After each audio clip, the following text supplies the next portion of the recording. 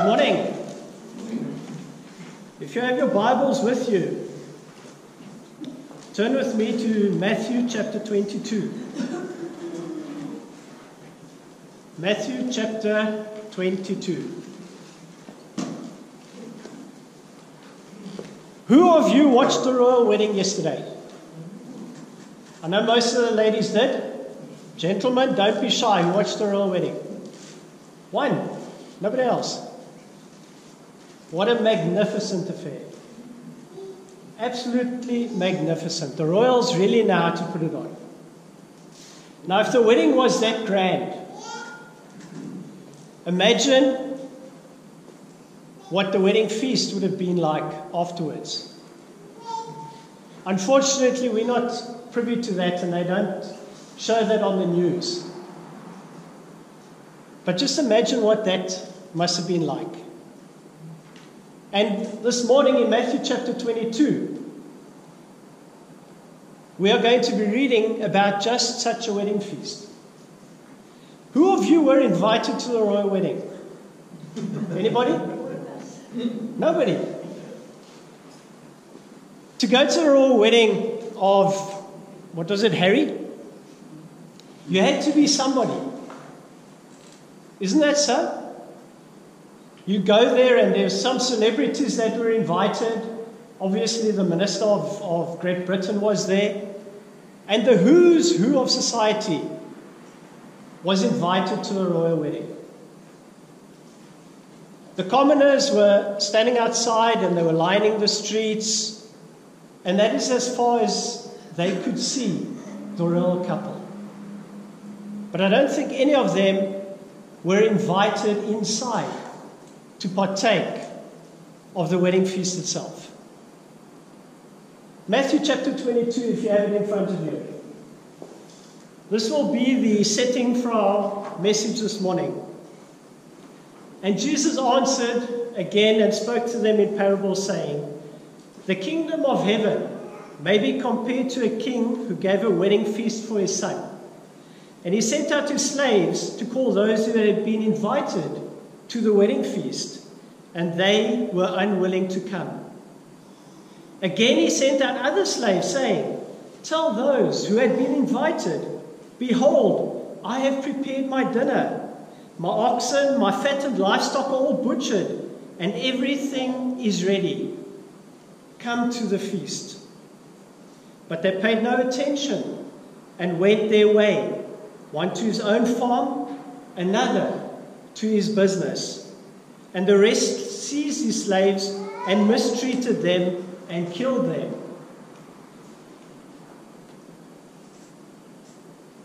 But the king was enraged, and he sent his armies and destroyed those murderers and set their city on fire. Then he said to his slaves, 'The wedding is ready, but those who were invited were not worthy. Go therefore to the main highways, and as many as you find there, invite to the wedding feast.' And those slaves went out into the streets and gathered together all they found, both evil and good. And the wedding hall was filled with dinner guests. But when the king came in to look over the dinner guests, he saw there a man not dressed in wedding clothes. And he said to him, 'Friend, how did you come in here without wedding clothes?' And he was speechless. Then the king said to his servants, 'Bind him hand and foot, and cast him into the outer darkness. In that place there shall be weeping and gnashing of teeth. For many are called, but few are chosen.'" When we go through this parable, this is one of the most dramatic and one of the most powerful of our Lord's parables. And this is the third one in a series of 3 that our Lord is pronouncing judgment against the people of Israel. And the parable simply says this: "You have rejected me. For 3 years, you have consistently rejected me. The Old Testament prophets spoke of me. The miracles that I did attest to me that I am the Son of God, and yet you have rejected me. And now, God rejects you because you have rejected me. Now, God rejects you. I want us to see 4 scenes in this parable this morning. The first one will be the invitation rejected, verses 3 to 6.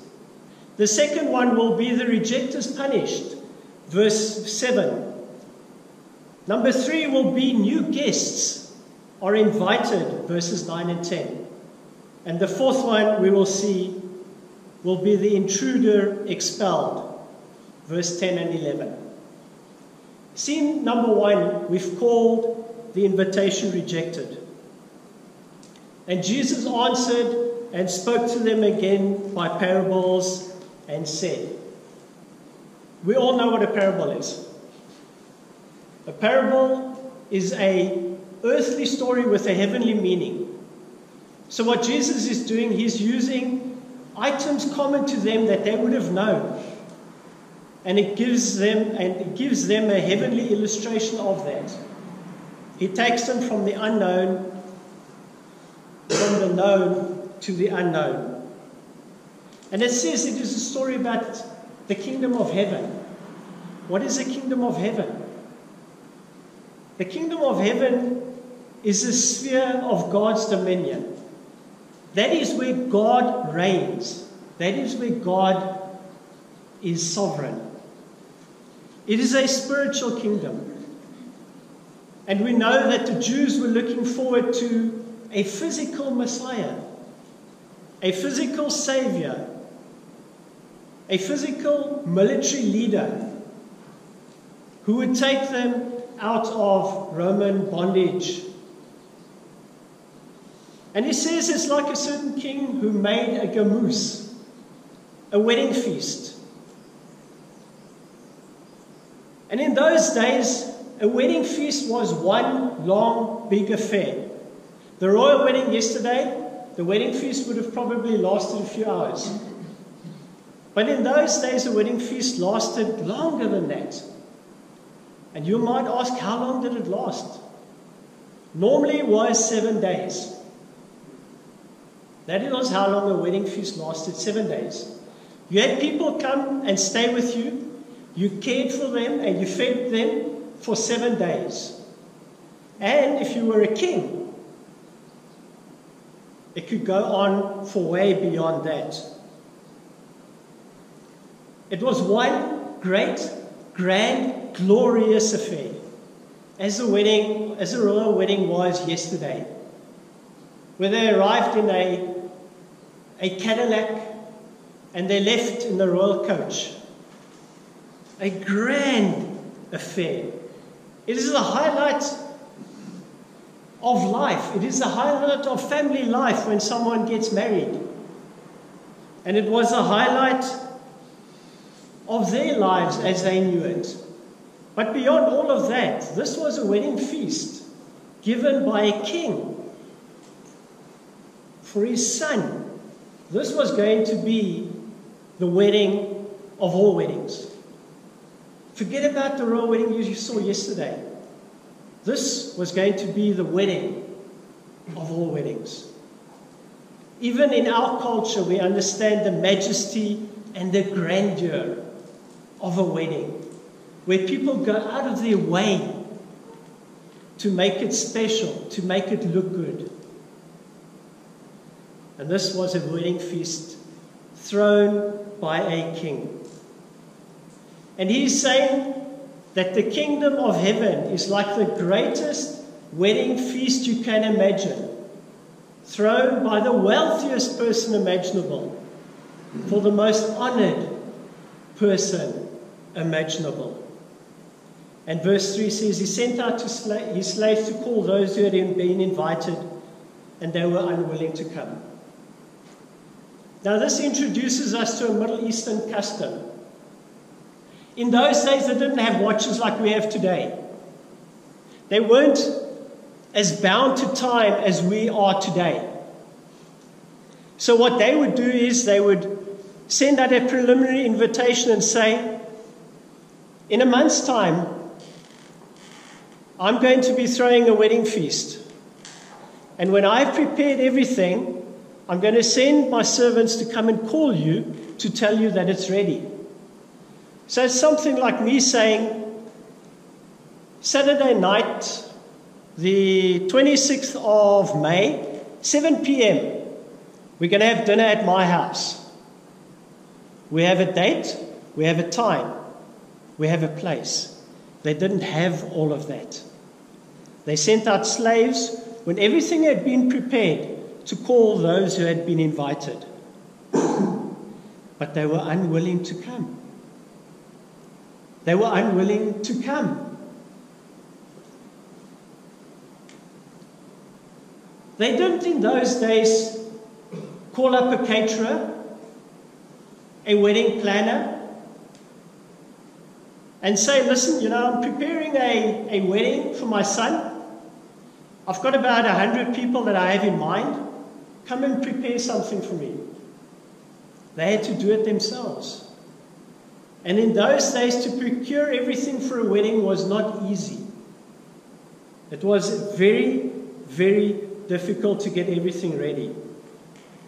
So when everything is finally ready, he sends his servants to call those who had been invited. And the phrase, those who had been invited, literally means the previously having been invited ones. They'd received a preliminary invitation, and they wouldn't come. And the people must have been saying to themselves, what? They wouldn't come? A wedding feast for the king? And they wouldn't come? Really?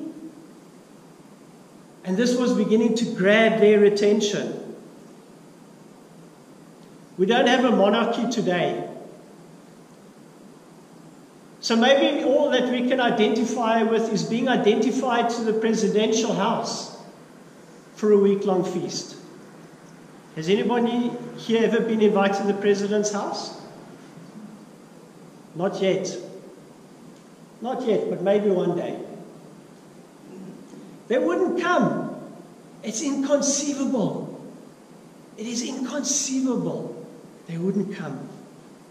And this parable grabs the people and it grabs the religious leaders because it is so far-fetched. They couldn't believe it. For 3 reasons. Number 1, you would be spurning the honor the king was giving you. Number 2, free food isn't a bad deal. Who of you would give up free food? Not many. And the kind of food prepared by a king was pretty good stuff compared to the food of the commoners. And thirdly, you don't mess with Middle Eastern monarchs. You don't show. You may lose your head. I've gone to a tremendous amount of trouble to prepare this, and they wouldn't come. Verse 5 said they paid no attention. They just walked away from it. How stupid, how ridiculous could these people be? Walking away from a wedding feast for a king for his son? One to his own farm and another to his Greek word emporium. Emporium. We get the Greek word, the English word emporium from there. To his place of merchandising, to his business, to his store. Now if you think that is bad, giving all of this up, verse 6, and the rest seized his slaves and mistreated them and killed them. Boy, this is really getting ridiculous.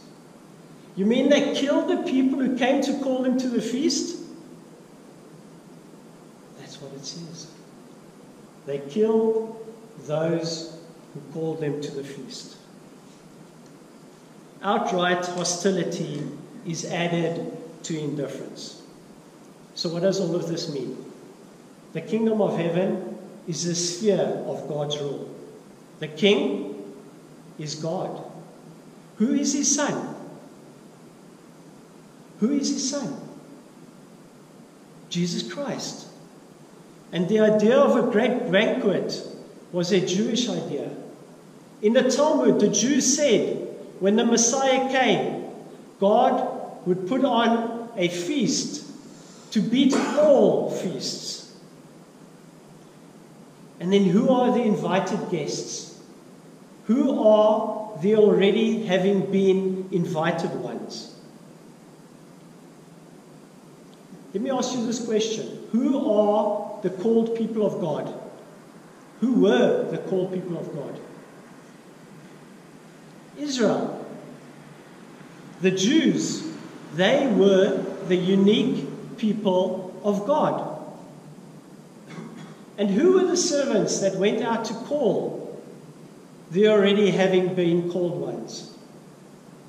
Preachers like John the Baptist, Jesus himself, the prophets. And what do? Some people treat them with indifference.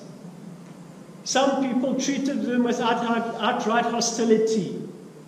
And some people even killed them. They killed John the Baptist, cut off his head. They killed Jesus. James was the first apostle to go. His head, he was also beheaded. And the rest of the list of the apostles reads like a list of martyrs, doesn't it? All of them were martyred.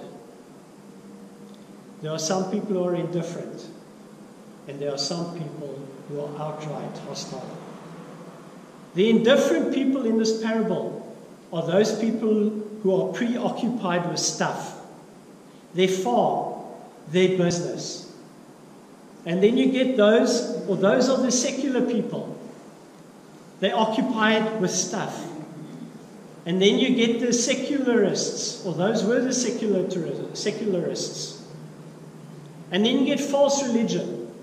And false religion is hostile. The purveyors of error are hostile to the truth. And so when Jesus came and God called his people Israel to a glorious celebration, there were the secularists, they were indifferent, and there were the religionists, and they were hostile. So the parable simply understood is the invitation was rejected. Then we go to our second scene this morning. The rejectors punished in verse 7. But the king was enraged. The king was enraged.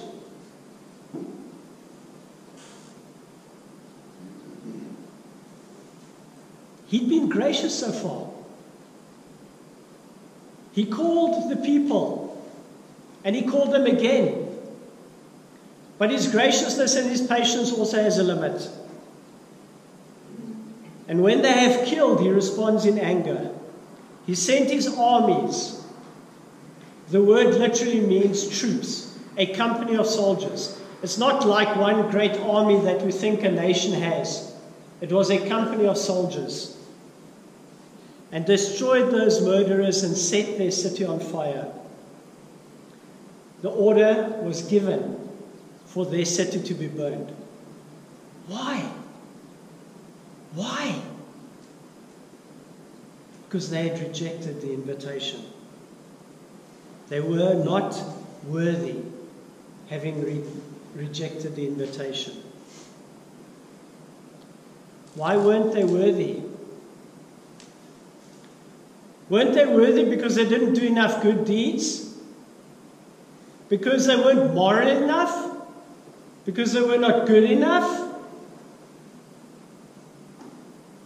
They weren't worthy because they would not accept the invitation. Worthiness is not dependent on moral virtue. They would have been worthy if they had just accepted the invitation. In verse 10 it says, when he goes back to call another group, he calls the bad and the good. So it's not like he's going around looking for those who are morally good and morally perfect and saying, those are the ones, I'm going to call those people. He calls everybody, the good and the bad. And that which makes a person worthy to enter the kingdom is simply accepting the invitation. And he says, your city is going to be burned.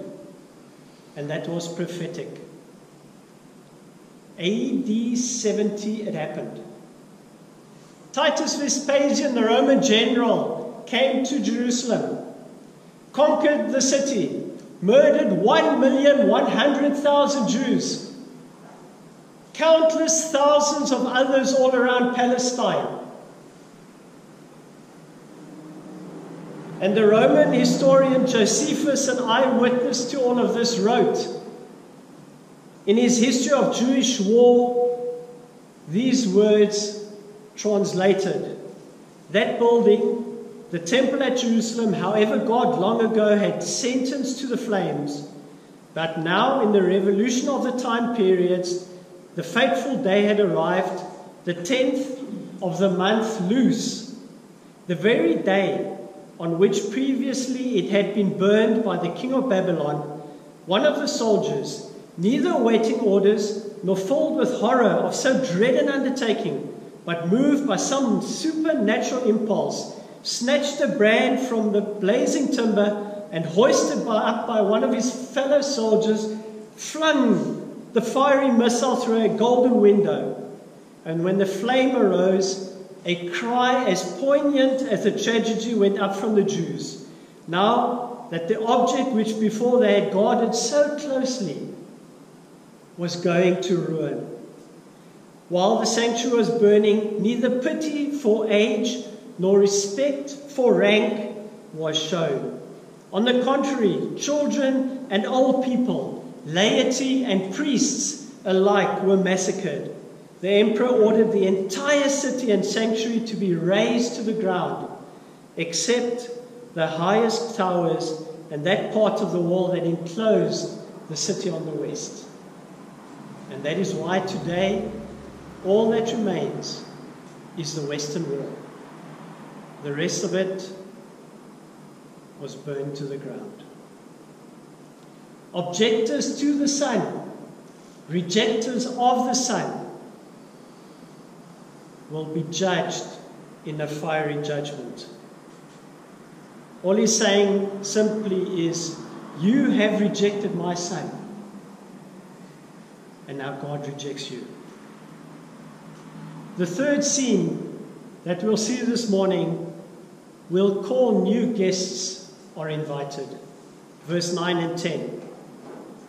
We've seen the invitation rejected. We've seen the rejectors punished. And now new guests are invited. And he says, go to the main highways, and as many as you find there, invite to the wedding feast. I mean, everything's ready. I've gone to this tremendous trouble to prepare everything. I've killed my oxen, my fatlings, everything is ready. But there are no guests. So if one group doesn't come, something has to change. And he calls a second group. And who are these people? If Israel didn't want to respond, and if Israel didn't want to accept the invitation that God had given to them, he's calling someone new. And who are these people? He says, go into the highways and the byways. And he says, go everywhere. Where people are milling, where people are gathering together. Go everywhere. Call everybody. And tell them that the feast is ready. Go into the world. Preach the gospel. Make disciples. Baptize them. That's the mandate that we have been given. God will not be frustrated. God will not be frustrated. If one group of people doesn't come, he will call another. Notice verse 10, it says, the slaves go into the streets and gathered all they found together, both evil and good. So you're trying to tell me that bad people can come? God calls the bad people? Oh yes. Oh yes. God doesn't just call the good people or the people that we think are good. He calls the bad. Let's face it. In life, there are certain people that are good. There are some people that are bad. There are criminals and there are non-criminals. God is calling everyone. The invitation goes out to everyone. There's no discriminating. But it is dependent on one simple thing. All of this is dependent on one simple thing. And that is to accept the invitation. And the wedding feast was furnished with guests. He calls the good and the bad, the moral and the immoral, criminals and non-criminals. Which brings us to our final point this morning, which is very important. The intruder expelled. We've seen how the invitation was rejected. We've seen how the rejectors were punished. And then we see how God calls another group. He calls new guests to the wedding feast. And now we see how the intruder is expelled. Verse 11, it says, but when the king came in to look over the dinner guests, he saw there a man not dressed in wedding clothes. I mean, how tacky is this? How seedy is this? When you go to a wedding thrown by a king, you've got to do what's right. Isn't it so? When you look at the guests invited to a royal wedding yesterday, all the men were requested to wear suits. All the ladies were requested to wear hats. There was a certain kind of dress that they had to have.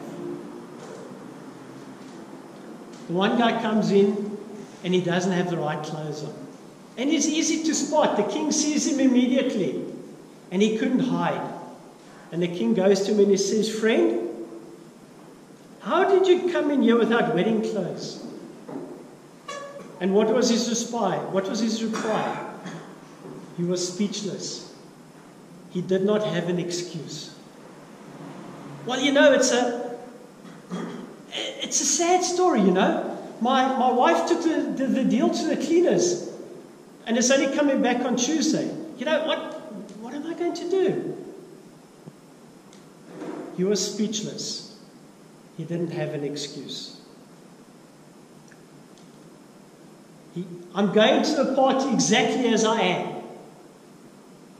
Very proud, very insulting, very thoughtless. So the king says to his servants, bind him hand and foot and cast him out.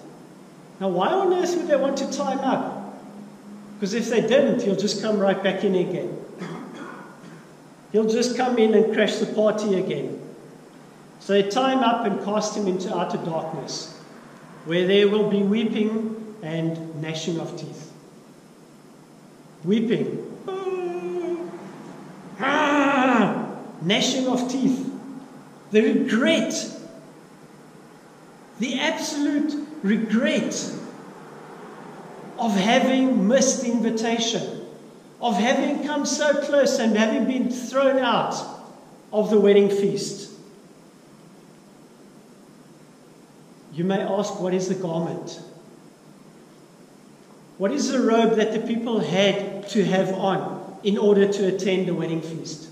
And I'm sure this was the question that Jesus was hoping that his listeners were going to ask. And Matthew chapter 5 verse 20 says, for I say unto you, unless your righteousness exceeds that of the scribes and Pharisees, you shall not enter the kingdom of heaven. So what is the robe? What did they have to have on? Righteousness.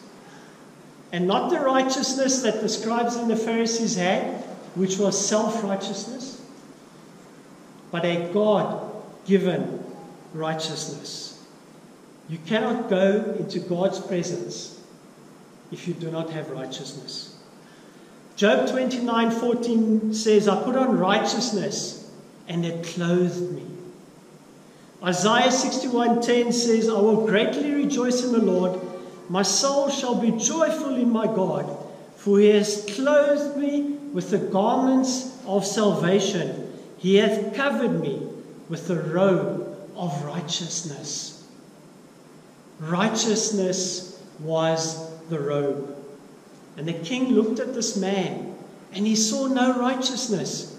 He saw no right living. He saw no right thinking. He saw no right living. No holiness. No godliness. And yet he tries to attend the wedding feast.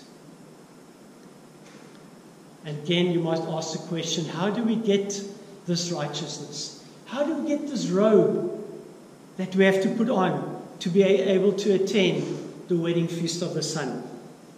2 Corinthians chapter 5 verse 21 says, He who knew no sin was made sin for us, that we might be made the righteousness of God in him. When we come to Christ, when we receive Christ, and when we put him on in baptism, we receive the robe of righteousness that God gives as a gracious gift. Righteousness is the robe that we need to be able to attend the wedding feast of the Son. Galatians 3:27 says, For all of you who are baptized into Christ have done what? Have clothed yourselves with Christ. We get the robe that is necessary to enter the kingdom of heaven. Good and bad people can come. Morally good people without the robe are cast out. Formerly immoral people clothed with the robe are welcome to stay. And Jesus says, God rejects you because you have rejected the Son. But to the rest of the world, he says, come to the wedding feast that I have prepared for my Son. All you need to do is put on the robe of righteousness. All that you need to do is to put on my Son, in able to attend the wedding feast for my Son. The gospel invitation went out to everyone. It went out to everywhere. Some were indifferent and some were hostile. And some tried to crash the kingdom on their own terms. Now, who are these people that tried to crash the kingdom? They are the ones of whom Jesus speaks in Matthew 7 when they said, Lord, Lord, have we not done miracles in your name? Have we not cast out demons in your name? Lord, Lord, have we not preached? And Jesus will say to them simply, depart from me. I never knew you. But when you come, you have to have on the robe of righteousness. The call of the King goes out day after day, and the King would simply say this: all are welcome to the wedding feast for my Son. All are welcome, everyone, everywhere, Jew and Gentile alike. But all that you need to do is to put on my Son in order to get the robe of righteousness, to be able to attend the wedding feast that I have thrown for my Son. The call goes out to everyone everywhere, and it ends simply with the words, many are called, but few are chosen. Many are called. Oh, so many are called, and yet so few so few are chosen. How sad it is. Broad is the way that leads to destruction, and many that are there that find it. Narrow is the way, and few there are that find it. The call of the King goes out every day.